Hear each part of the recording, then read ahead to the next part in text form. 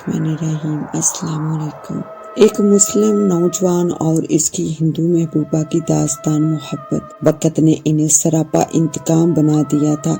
लेकिन आगे बढ़ने से पहले दोस्तों से इल्तिमास है कि हमारे चैनल जरा सी आहट को सब्सक्राइब कर दीजिए और साथ घंटी के बटन को दबा दीजिए ताकि हमारी आने वाली कहानी का नोटिफिकेशन आपको मिल सके। शुक्रिया। तकसीम हिंद से पहले खैबर पख्तूनख्वा के एक दूर गांव में हिंदू और मुसलमान मिलकर रहते थे। हरीलाल एक गरीब जमींदार था। इसका कोई बेटा नहीं था।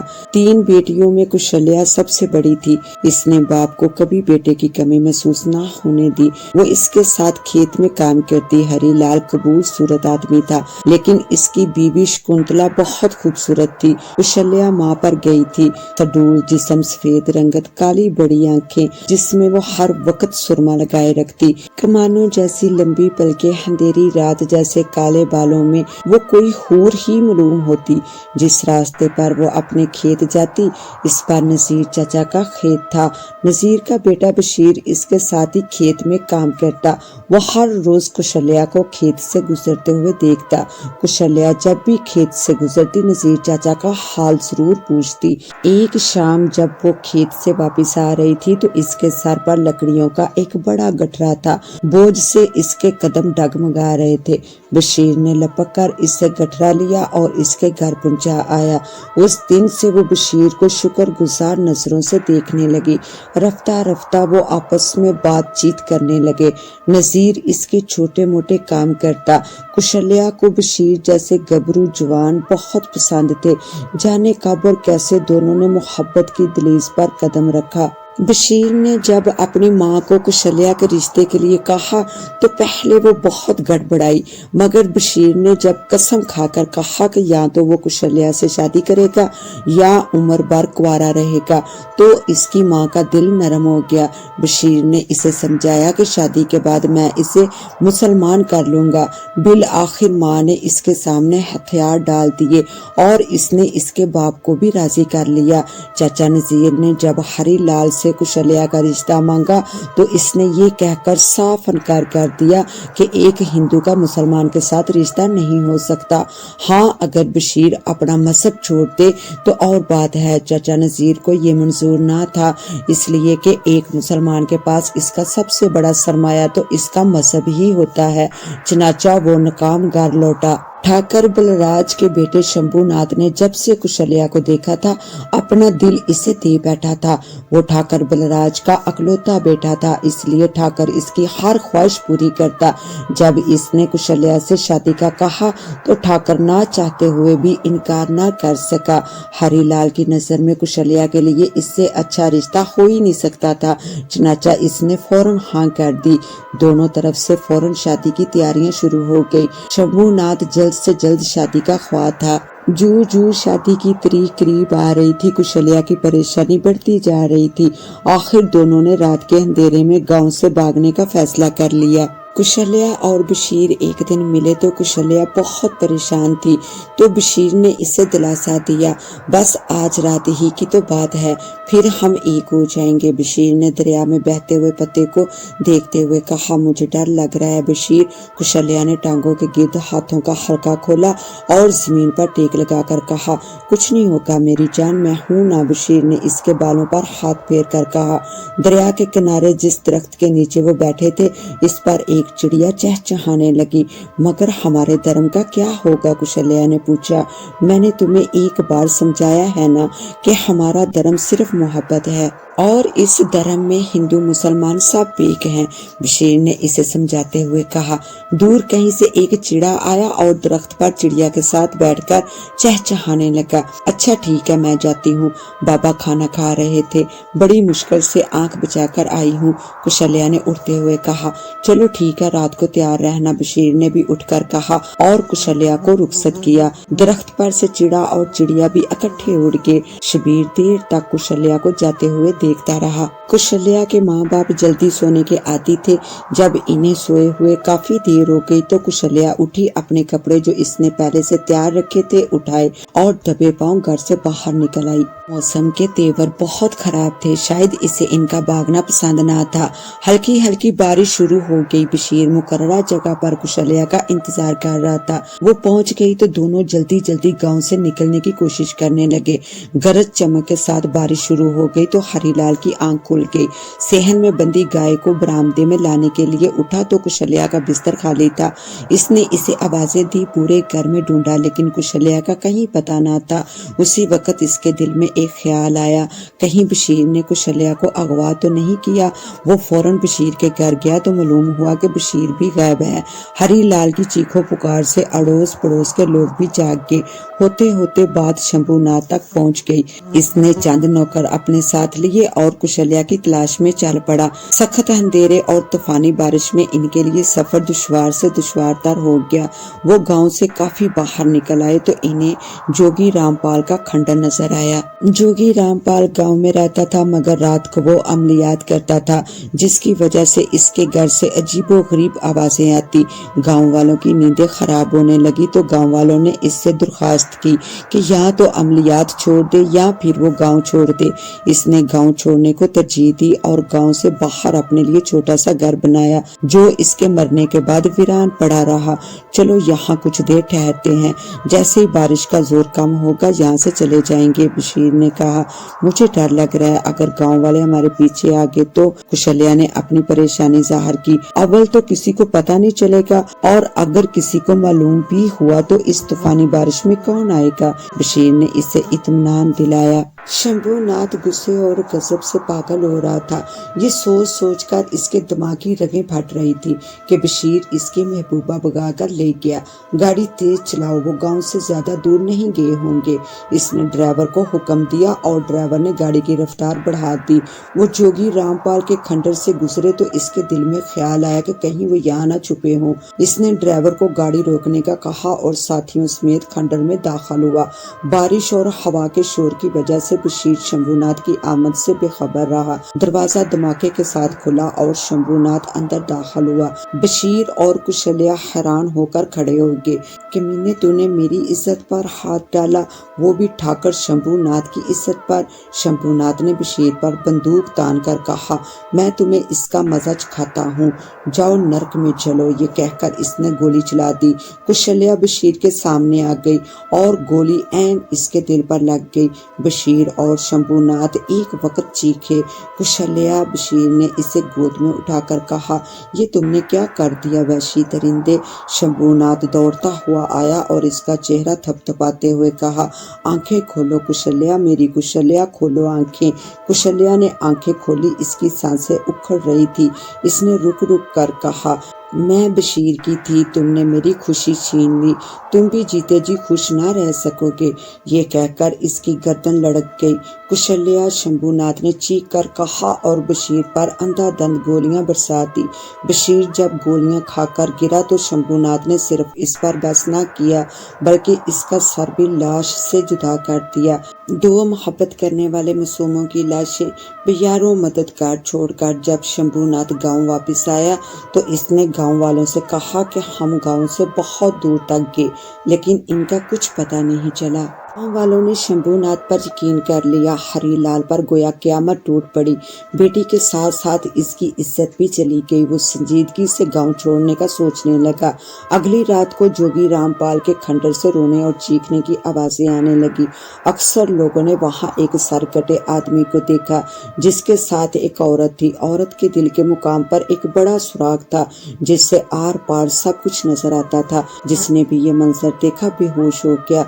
गाँव वालों ने खंडर को असेबी करार देकर इसके करीब से भी गुजरना छोड़ दिया। एक दिन एक नौजवान शाम से पहले पहले गांव पहुंच जाना चाहता था। रास्ता इसकी तवक्को के बरअक्स शैतान की अंत की तरह लंबा होता गया। दोपहर से आसमान पर काले बादलों के टुकड़े मंडला रहे थे जिन्होंने असर तक पूरा आसमान ढांप लिया।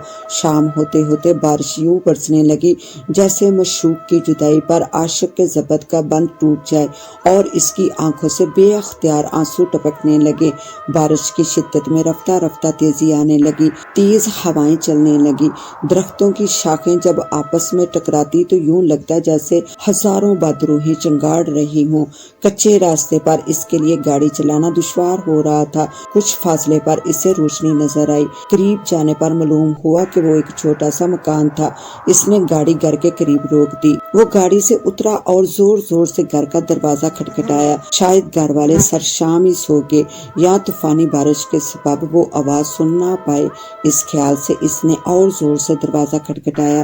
وہ بری طرح بھیگ رہا تھا۔ چند لمحوں بعد اسے یوں لگا جیسے کوئی آ رہا ہے اور پھر چٹکی کھلنے کی آواز آئی۔ اس وقت بادل بہت زور سے گرجے، اس کا دل کانپ کر رہ گیا۔ دروازہ کھلا اور ایک دراز قد شخص باہر آیا۔ اس نے بارش سے بچنے کے لیے برساتی پہن رکھی تھی۔ اس نے دھیمے لہجے میں کہا، کیا تم مسافر ہو؟ جی ہاں، میں ایک مسافر ہوں اور میں قریبی گاؤں جا رہا تھا۔ اس طوفانی بارش میں گاڑی چلانا میرے لیے ممکن نہیں۔ اگر آپ کچھ دیر کے لیے اپنے ہاں ٹھہرنے کا موقع دیں تو نوازش ہوگی۔ بارش رکتے ہی میں یہاں سے چلا جاؤں گا۔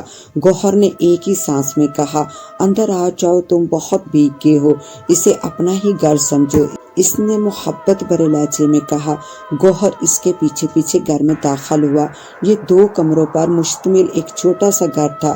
سامنے 2 کمرے، ایک برآمدہ، جبکہ صحن میں برکت کا ایک گھنا درخت تھا۔ اس نے ادھر ادھر دیکھا، اسے اس روشنی کا کوئی نام و نشان نظر نہ آیا جو اس نے دور سے دیکھی تھی۔ وہ برآمدے میں پہنچ گئے۔ اس نے ایک کمرے کی طرف اشارہ کر کے کہا، یہ رہا تمہارا کمرہ، تمہارے کپڑے بھیگ گئے ہیں، میں تمہارے لیے کپڑوں اور کھانے کا بندوبست کرتا ہوں۔ کمرے میں آتش دان میں آگ جل رہی ہے، تب تک تم خود کو گرم کر لو۔ بہت بہت شکریہ، گوہر نے شکریہ ادا کرتے ہوئے کہا اور کمرے میں داخل ہو گیا۔ آتش دان میں آگ جل رہی تھی۔ گوہر اس کے قریب بیٹھ گیا۔ چند لمحوں بعد میزبان کپڑے اور کھانا لے آیا۔ کھانا اس نے میز پر رکھا، جبکہ کپڑے باتھ روم میں رکھتے ہوئے اس نے کہا، کپڑے تبدیل کر لیں اور کھانا کھا لیں۔ میری بیوی کی طبیعت ٹھیک نہیں، میں ساتھ والے کمرے میں اس کے پاس ہوں، کسی چیز کی ضرورت ہو تو بلا لینا۔ یہ کہہ کر وہ واپس جانے لگا۔ گوہر نے اس کا شکریہ ادا کر کے رخصت کیا۔ کھانے کی خوشبو سے اس کی بھوک چمک اٹھی۔ وہ اٹھا تاکہ کپڑے تبدیل کر کے بھوک کی آگ کو بجھا سکے۔ باتھ روم کی لائٹ خراب تھی۔ اس نے دروازہ کھلا چھوڑ دیا جس سے تھوڑی سی روشنی ہو۔ کپڑے تبدیل کرنے کے بعد وہ ہاتھ دھونے لگا۔ اسے پانی بہت گاڑھا محسوس ہوا جو اس کے ہاتھوں سے چپک رہا تھا۔ وہ باتھ روم سے باہر آیا تو اس کی چیخ نکل گئی۔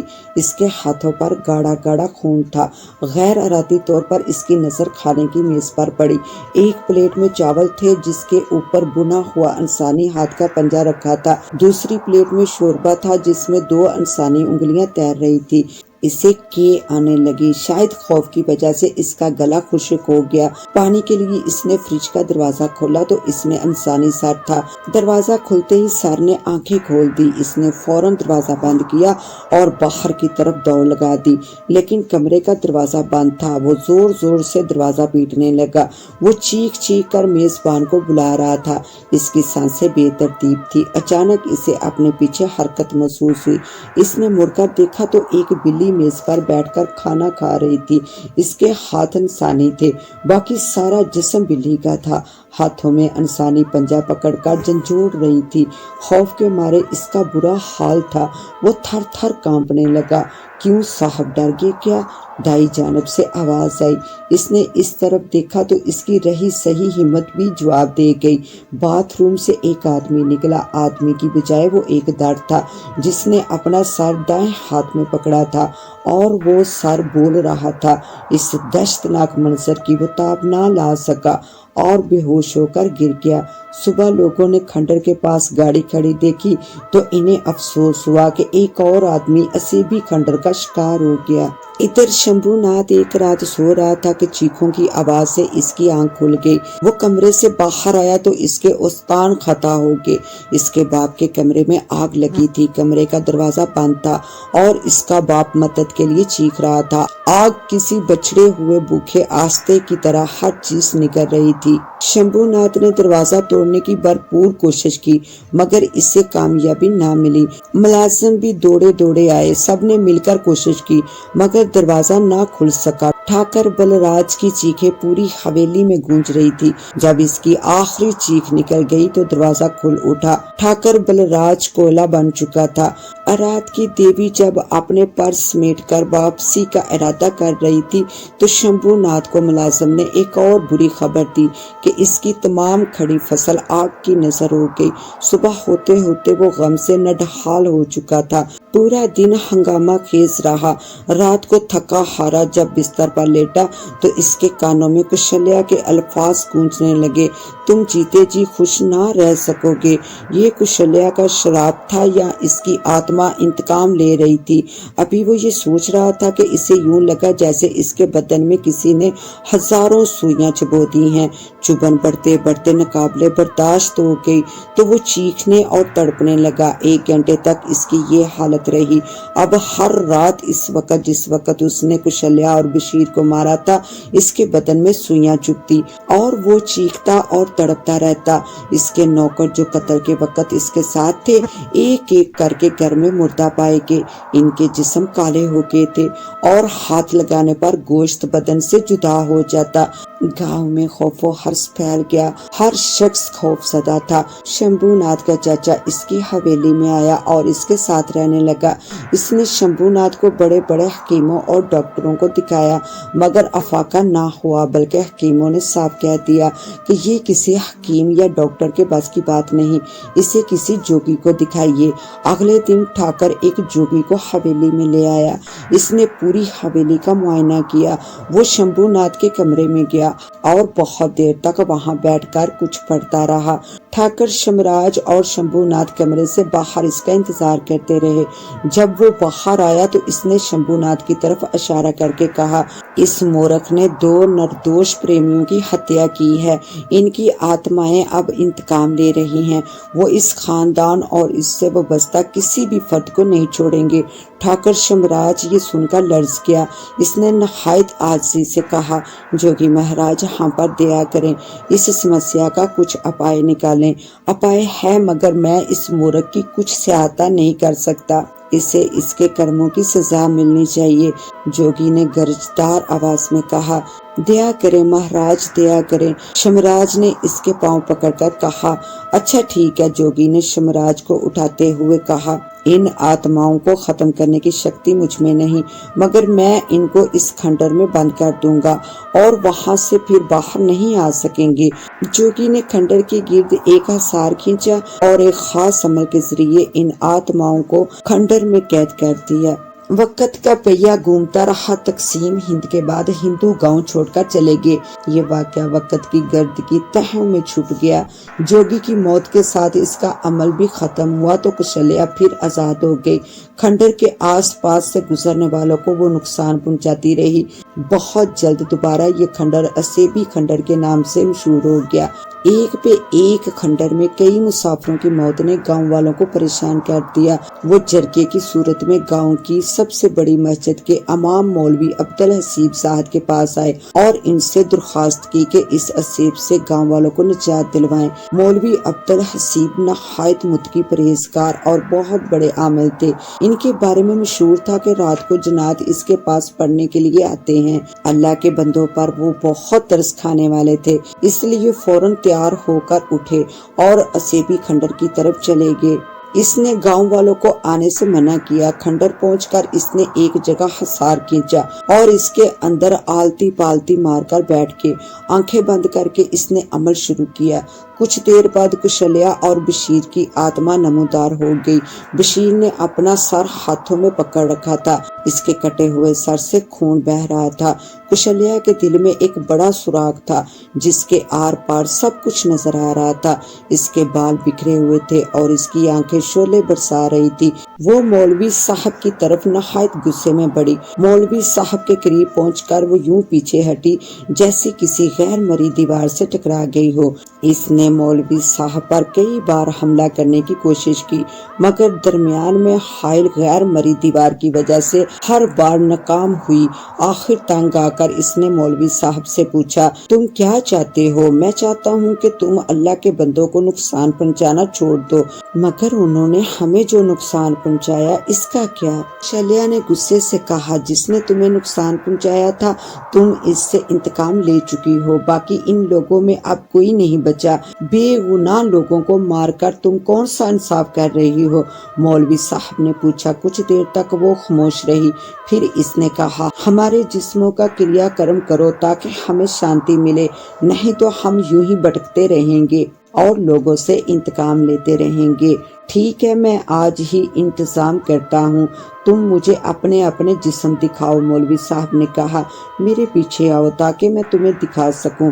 कुशल्या ने कमरे की तरफ जाते हुए कहा। मौलवी साहब इसके पीछे कमरे में गए। एक जगह वो रुक गए, वहाँ 2 ढांचे पड़े थे। एक ढांचे की तरफ इशारा करके इसने कहा, ये बशीर का जिस्म है, जबकि दूसरा मेरा।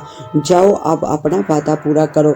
मौलवी साहब ने वहां से आकर लोगों को पूरा माजरा सुनाया। बशीर की नमाज़े जनाजा इसने पढ़ाई। कुशल्या के क्रियाकर्म के लिए एक पंडित को बुलाया गया। इसने अपने मजहब के मुताबिक इसका क्रियाकर्म किया। इसके बाद कोई वाकया पेश न आया। वक्त के साथ साथ गांव ने तरक्की की और आबादी बढ़ती गई। गांव फैलता गया। असेबी खंडर की जगह अब वहाँ एक खूबसूरत प्लाजा बन गया है। दोस्तों, हमारे चैनल जरा सियाहट को सब्सक्राइब कर दीजिए, शुक्रिया। इसके साथ ही अब मुझे दें इजाजत, मिलते हैं इंशाल्लाह न्यू कहानी में, तब तक के लिए अल्लाह निगहबान।